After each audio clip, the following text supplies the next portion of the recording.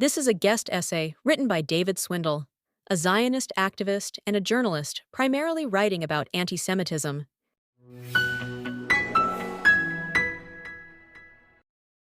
A version of this essay also appeared in Real Clear Investigations. The Anti-Defamation League, also known as the ADL, recently asked people in 103 countries whether they agreed with 11 anti-Semitic statements, including, Jews are responsible for most of the world's wars. Jews have a lot of irritating faults. Jews have too much control over the media. And Jews' loyalty is only to Israel. The ADL Global 100 survey for 2024 classified almost half of respondents as possessing anti-Semitic attitudes because they agreed with at least 6 of the 11 statements. Of course, an average that high means that in some places, the percentage stands considerably higher. 92% in Saudi Arabia, 62% in Russia, 58% in China, and the highest level at 97% in the West Bank and Gaza. Another ADL survey polled 4,143 Americans in January 2024, finding that 24% embraced at least 6 anti-Semitic sentiments. Not surprisingly, some of these findings are connected to Hamas's October 7, 2023, attack on Israel and Israel's ongoing military response. A January report from the World Zionist Organization and the Jewish Agency for Israel found a 340% increase in total anti-Semitic incidents at a global level in 2024 compared to 2022. This included a 562% rise in Canada, 450% in the United Kingdom, 350% in France, and 288% in the United States. Anti-Semitic attitudes have increased in recent years, as shown here in a survey conducted by the ADL. On April 22nd, the ADL released the results of its 2024 audit of anti-Semitic incidents. The group found 9,354 anti-Semitic incidents across the United States, equating to a 5% increase from 2023, a 344% increase over the past 5 years, and a jump of 893% since 2023-2014. This increase in both anti-Semitic beliefs and hate crimes impacts day-to-day Jewish life. On February 12th, the American Jewish Committee released the results of a survey of a representative sample of 1,732 American Jews. The group found that 56% of respondents reported changing their behavior out of fear of encountering anti-Semitism, 77% felt less safe as a Jewish person in America, and 33% said they had experienced anti-Jewish hate at least once in the last year. It would be wrong, however, to ascribe the rise of anti-Semitism simply to the war in Gaza. Both the ADL's global data and its figures for the U.S. show that this hatred has been growing markedly in the last decade. In 2014, 26% of respondents worldwide agreed with at least 6 of the 11 anti-Semitic statements. In 2024, it was 46%. The rise was even sharper in the United States, where much of the increase occurred before the October 7th attacks. In 2019, the ADL determined that 11% of Americans possessed anti-Semitic views. In 2022, that number had almost doubled, reaching 20%. One more set of statistics provides context for the current rise of anti-Semitism. The rate of anti-Semitism is not rising primarily because previously non-bigoted people in their 40s, 50s, 60s, and 70s have embraced hatred. The ADL's Global 100 report found that globally, 50% of those under 35 embrace anti-Semitism, compared to just 37% for those over 50. Likewise, while 48% of overall respondents express a historically accurate understanding of the Holocaust, that number drops to 39% among those 18 to 34. 40% of those under 35 agreed with the statement, Jews are responsible for most of the world's wars, compared to 29% of those over 50. Focusing on the United States, this data suggests that contemporary problems, especially the rise of social media, which can act as an echo chamber for extremist views, the toll of isolation during COVID lockdowns on vulnerable young people, and fears about the future rooted in climate change and the increasing unaffordability of modern life are powering this ancient scourge. Decades of scholarship have shown that hatred directed against Jews is one of the most overt symptoms of a deeper disease, a moral confusion fueled by emotional trauma and its accompanying self-hatred. People turn to Jew hatred because they actually hate themselves for creating the unsatisfying lives that they have. Instead of accepting responsibility for their own realities and striving for self-improvement, they choose to obsess over centuries-old conspiracies about how 15.7 million nefarious people have orchestrated an elaborate scheme to sabotage them. Happy people, content with their lives and confident in themselves, do not need to find some external group to blame for their struggles. Reframed into this context of rising global antisemitism as primarily a phenomenon driven by younger people's unhappy coming of age, the data seem to fit like jigsaw puzzle pieces into other alarming statistics about young people. This has been most notably explored in recent years by social psychologist Jonathan Haidt, and culminating in his March 2024 book, The Anxious Generation: How the Great Rewiring of Childhood is Causing an Epidemic of Mental Illness. The numbers he and other social scientists have compiled raise alarm in another area. The rate of diagnoses for depression and anxiety among college students doubled from 2010 through 2018. During that same decade, visits to emergency rooms for self-harm increased by 188% for teen girls and 48% for boys, while the suicide rate rose 167% for girls and 91% for boys. What's to blame? How has the world changed over the last 15 years? While one can identify myriad factors, Haidt and others have dug into these trends data to pinpoint exactly when this greater youth unhappiness began.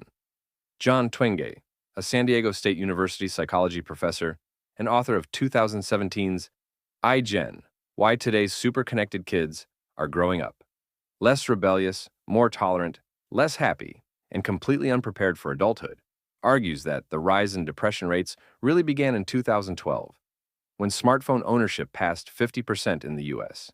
Could the massive boom in anti-Semitism over the last decade really be linked to smartphone addiction among the young? We can consider three factors to understand how technology exacerbated the problem. First is the point raised by Haidt and Twenge, that overuse of smartphones and social media correlates with greater levels of anxiety and depression. These extremes of emotion require coping methods, and the data now show that many have chosen Jew hate. Second, teachers and professors have seen major changes in the quality of the work submitted by their young students. Smartphone addiction diminishes people's attention spans, crippling their ability to engage in deep thought. It's harder to read, tougher to write, and for some students, an outright ordeal to make it through an hour-long class without getting those smartphone dopamine hits. The data are clear about this.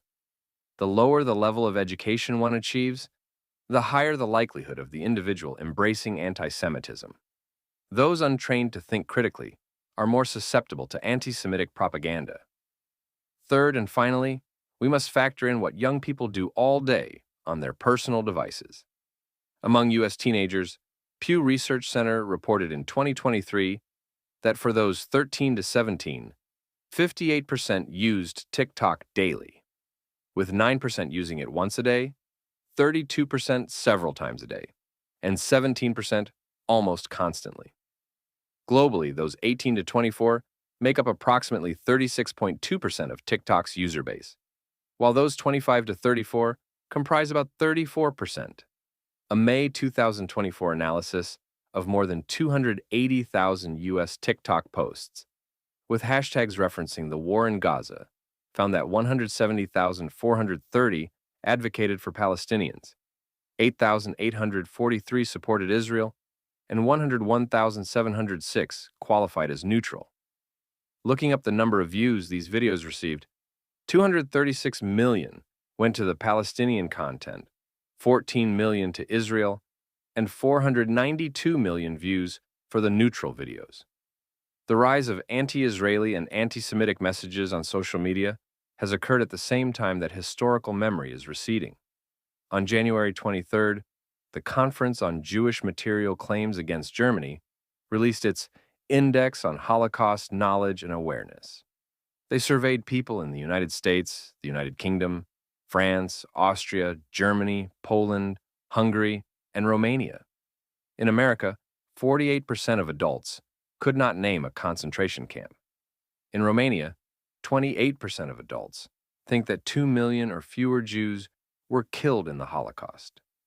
These numbers were similar across other countries: 27% in Hungary, 24% in Poland, 21% in France, 21% in the United States, 21% in Austria, 20% in the United Kingdom, and 18% in Germany. In France, 20% of adults were not sure they had heard of the Holocaust. Among those 18 to 29, it was 46%. This diminished Holocaust knowledge tracks across the young in other countries over previous years. A similar survey conducted in 2020 interviewed a demographically representative sample of 11,000 Americans aged 18 to 39. Researchers found that 63% of respondents did not know that the Nazis murdered 6 million Jews, and more than half of them believed that fewer than 2 million had died. In the concluding chapter of the 2021 book, People Love Dead Jews, Reports from a Haunted Present, award-winning author Dara Horn explained the unsettling implications of the correlation between falling Holocaust knowledge and rising hate. She wrote, quote, "Of all the tedious and self-serving explanations for why this scourge was apparently re-emerging in American life, guns, Trump, trolls, Twitter, the most convincing was actually the most boring and also the most disturbing. The last few generations of American non-Jews had been chagrined by the enormity of the Holocaust, which had been perpetrated by America's enemy, and which was grotesque enough to make anti-Semitism socially unacceptable, even shameful. Now that people who remembered the shock of those events were dying off, the public shame associated with expressing anti-Semitism was dying too. In other words, hating Jews was normal. And historically speaking, the decades in which my parents and I had grown up simply hadn't been normal. Now, normal was coming back." End quote. Although current anxieties and knowledge gaps may be fueling the rise in anti-Semitism, perhaps the most remarkable aspect of this hatred is how it has remained largely unchanged through the millennia. The Jewish historian Josephus, 37 to 100 AD, was one of the first scholars to grapple with the issue in Against Apion, history's oldest written defense of the Jewish people.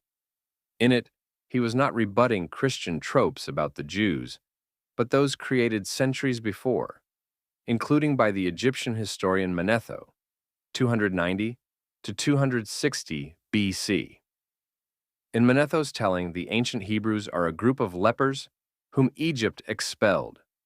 Moses was a heretical priest from Heliopolis named Osarseph, who led the Jews as a people apart from all others, and set laws contrary to Egypt's before renaming himself Moses.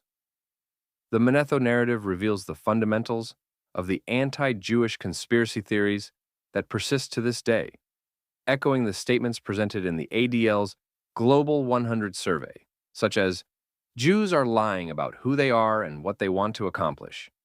You cannot trust them. Jews are not innocent victims. They're the real oppressors. Jews are physically revolting and spread disease. Jews seek to subvert established religion and culture in order to advance their own interests. And Jews conspire amongst themselves to conquer the people they live amongst." With anti-Jewish attitudes embedded in all four of the founding pillars of Western civilization, Egyptian, Greek, Roman, and Christian, the irrational hatred of Jews was ingrained into the Western consciousness. Exiles, pogroms, forced conversion, and confinement to ghettos shaped Jewish life until the Holocaust. Nevertheless, the image of Jews as a powerful, malevolent force persisted. One of the most influential modern articulations of this conspiracy theory was the Protocols of the Elders of Zion, which was published in a Russian newspaper in 1903. The Protocols claims to be the minutes of a meeting of Jewish rabbis in which they described their plans to dominate the world. The document was created and disseminated by Russia's secret police, the Okhrana, with the original purpose of redirecting frustration with the Tsar toward the Jews. The protocols served anti-Semites then and today as hard proof that the mutating myths, which began in Manetho's days, were true. Over the course of the 20th century, it spread around the world, republished in Henry Ford's The Dearborn Independent, promoted in Adolf Hitler's Nazi Germany, spread in the Arab world by the KGB, and cited by name in the 1988 Hamas Charter. While it may seem subversive enough to take Horn's step of recognizing the normalcy of anti-Semitism in Western civilization, taking the leap suggested by media theorist Douglas Rushkoff goes even further. What if the anti-Semites do have genuine reasons to fear the Jewish people? What if Jewish ideas really are dangerous to some people? Rushkoff, author of the 2003 book Nothing Sacred: The Truth About Judaism, explained in an interview, ironically in a clip spread by white supremacists, seeming to think he'd accidentally confessed some grand secret, how the principles of the Torah confronted lies. Rushkoff said, quote, "What makes Judaism so unsettling, so dangerous even, to many people, across all nations, races, and ideologies, is that it challenges what is false. It refuses to accept boundaries like nation-states as absolute, and it doesn't believe in tribal gods that exist solely to protect specific groups. These are artificial constructions. Judaism, at its heart, teaches us to see through them. In a way, our critics aren't entirely wrong. We are indeed a corrosive force, but in the sense that we erode illusions, tear down false idols, and dismantle ideas that lack truth. That can be deeply upsetting to people who are invested in those illusions.